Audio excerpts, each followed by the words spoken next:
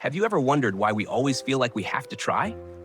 From the time we were small, we were taught, you must make an effort. Parents said it, teachers said it, even those who preach said it. You must try to be better. You must try to succeed. You must try to become someone. And so, we grow up under the familiar echo of an invisible mantra. Try harder. Try once more. Don't stop. That mantra follows us into adulthood, slipping into our breath, our sleep, and our quiet mornings before the day begins. But have you ever truly stopped and asked yourself, what are we trying for? What are we chasing with all this fading strength? If you look closely, you'll see most of our efforts have little to do with living. We don't try to live fully, but to become another version of ourselves. The harder we try to be good, the more we secretly tell ourselves we are not good enough. The harder we strive for peace, the more we confirm our own unrest. The more we try to prove we are awakened, the more we believe we are still lost. And the irony is, it is that very trying that keeps alive the lack we are trying to escape. Nature has a quiet joke. Only when we stop straining, everything begins to move on its own. When you no longer try to be happy, you suddenly realize you have been fine all along. When you stop searching for love, you discover love has always been there, waiting for you to listen. And when you stop trying to become someone else, life begins to flow through you. Natural, gentle, without force. Yet following nature is what humans fear most. We are taught that laziness is a sin, that if we do nothing, we'll be left behind. And so, even when we relax, we are trying to relax. Sitting in a chair, teeth clenched, whispering to ourselves, all right, now let go. But can you hear the tension in that very sentence? The more we try to let go, the tighter we grip.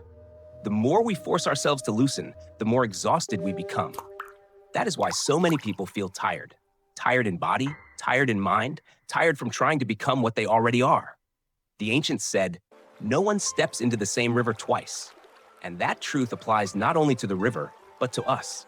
Every moment, life is flowing through us. We are not fixed objects needing to become anything.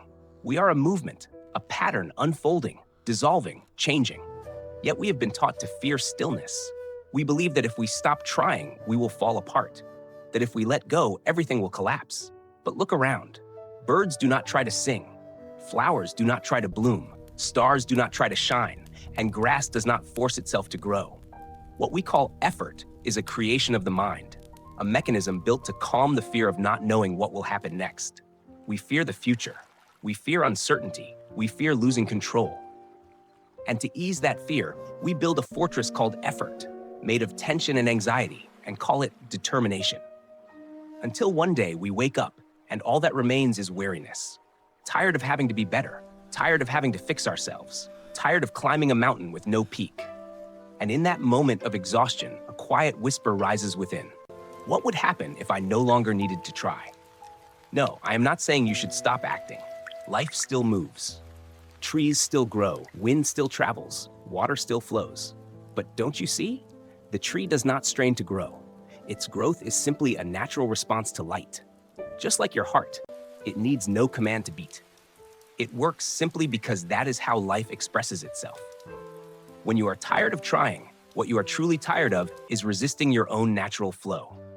You are swimming against a river that never asked you to swim, because humans have turned resistance into a religion. We worship effort, calling it ambition, progress, success. But no one told you, ambition can also be a prison. Progress can sometimes be just the weight of not being enough. And achievement may only be another way of reminding yourself, I'm still not there. So what if there is no summit to climb, no ladder to reach? What if life is not a race, but a dance, where you don't need to control every step, only feel the rhythm? The music of life is already playing. Yet most of us are too busy searching for the ending. In conversations, we listen not to understand, but to wait for our turn to speak. We talk not to share, but to be acknowledged. Yet the most alive moments appear only when we stop trying to be interesting and truly care. You don't need to try to be spiritual, because spirituality is not something to attain, it is how life breathes through you. You don't need to try to be enlightened, because that awareness has never left you. The more you try, the more you hide what is already here. Like when you say, I will relax now. That very sentence destroys the relaxation. Because true relaxation cannot be forced. It only happens when you stop trying. This world seems to have no faith in silence. We are taught to rise, to prove, to achieve. From school, to work, to faith, everything is built upon layers of effort. We believe that if we stop, everything will collapse. So we measure worth by productivity, meaning by results, and live inside a machine fueled by our own exhaustion. Then one day, we ask, why does it feel so empty inside? But that emptiness is not failure. It is the sign of awakening. The whisper of the Tao saying, you have done enough, come home. Only when you stop running do you realize you were never left behind. Look at a ripe fruit on the branch. It does not hurry to sweeten, nor force itself to fall. It simply breathes quietly with time. And when the moment comes, it drops, not by effort, but by harmony. Humans are the same. Every time you say, I can't anymore, you are softening, ripening. Every crack in your heart is not breaking, but opening. And if you notice, the most beautiful moments in life have never come from striving. A sunset stumbled upon, a smile without intent, a kindness without reason. That is when life blooms through you, when you stop interfering to fix it. There is a subtle difference between effort and energy. Effort is when the ego does not trust the way. Energy is when the way trusts itself. When you love, you do not try to love. Love simply overflows. When inspiration comes, you do not try to create. You just open and let life pass through.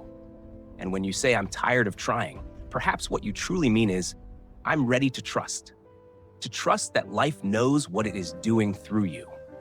To trust that you don't need to control the wave, because you are the wave. To trust that what you call chaos is only order too vast for the mind to grasp. The sea does not wait for your command to rise. The sun does not wait for you to finish to rise. And you, a small spark of consciousness, have never been apart from that dance. That is the subtle joke of the Tao. The one trying to live is life itself pretending to be separate. And when you stop straining to become, you begin to laugh, as the wise once laughed, realizing you never went anywhere. Never late, never wrong, only learning to remember. When you reach the end of exhaustion, something very quiet begins to happen. Not a decision, not an act. It comes like evening falling over a tired city, slow, gentle, without asking permission. The restless mind halts, sits down, and for the first time in years, there is silence. Not the absence of sound, but the end of resistance to it. No one left struggling to hold themselves together. And in that moment, you realize life has always run perfectly without your hands gripping the reins. When you stop trying to control, you see a greater intelligence guiding you. Call it nature, or Tao, or God. The name does not matter. What matters is you begin to see it, in the seeds sprouting in the dark, in breath, in smiles, in tears. And when you trust that, a deep rest begins to unfold. A rest not only of the body, but of the soul. Sleep rests the body. Letting go rests the spirit. We were taught that if we stop trying, everything will fall apart. But in truth, the opposite is. When you stop resisting, life begins to support you. When you stop holding on, you see the river has been carrying you all along. This is not surrender, but a higher form of participation. Like the flute player, he does not force the sound out. He simply lets the breath pass through and music arises on its own. That is not effort, that is grace. Living is the same. The art of life is to let life move through you, to cooperate, not to control. When the mind is still, the heart chooses rightly on its own. You don't need to force yourself to be good. Goodness will arise. You don't need to seek clarity. It will appear. You don't need to search for meaning. Meaning reveals itself when you truly live. Yet that simplicity frightens people. They say, if I do nothing, I'll become useless. But perhaps it is because we do too much that we've forgotten how to be. We fill our days with action, our nights with noise, then wonder why peace feels far away. When you stop trying, you begin to regain true peace. Not the peace of achievement, but of existence. It was always there, even in the storm, independent of circumstance, not something to reach. It is your nature, only veiled by your effort to find it. Imagine a cloudy pond. When the water is stirred, you see nothing. But when it settles, every reflection becomes clear. Clarity is not created, it simply returns. And your mind is the same. Do not try to calm the water, just stop making it muddy.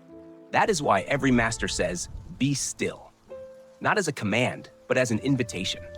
Stillness cannot be forced, only allowed. Effort is born of fear. Allowing is born of trust. Fear says, if I don't act, everything will fall apart. Trust says, whatever comes, I am enough to meet it. And strangely, when we stop forcing, everything aligns. We meet the right people at the right time. The opportunities we chased start to find us. The solutions once stuck appear when we are calm. You may call it coincidence, but perhaps it is only the Tao saying, thank you for stepping aside. The universe has never been against you. It only resists your resistance. When you release that, everything begins to flow with you instead of against you. The wind that was once an obstacle becomes the lift for your sail, and slowly, even your breath changes. Every step feels lighter.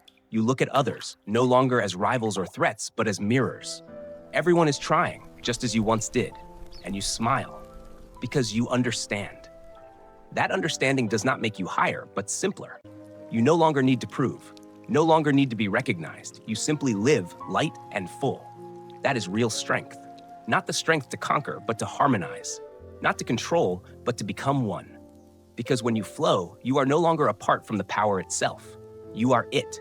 And when you realize that, every burden falls away. You laugh more easily. You see things less seriously. You see that life, this sacred game, only feels heavy when we forget it is a game.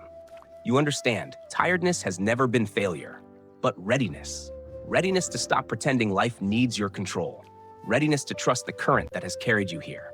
So when you are tired of trying, stop, sit down, listen. Behind every thought, there is a small rhythm. That is life. It has never left you. It has never asked you to be perfect. It only wants you to let it flow, as the river has flowed since the beginning. Because when you stop living life, you realize life has been living you. And in that moment, all effort dissolves into nature. All fear turns into freedom. And the soul, after a long journey, finally remembers it has always been still.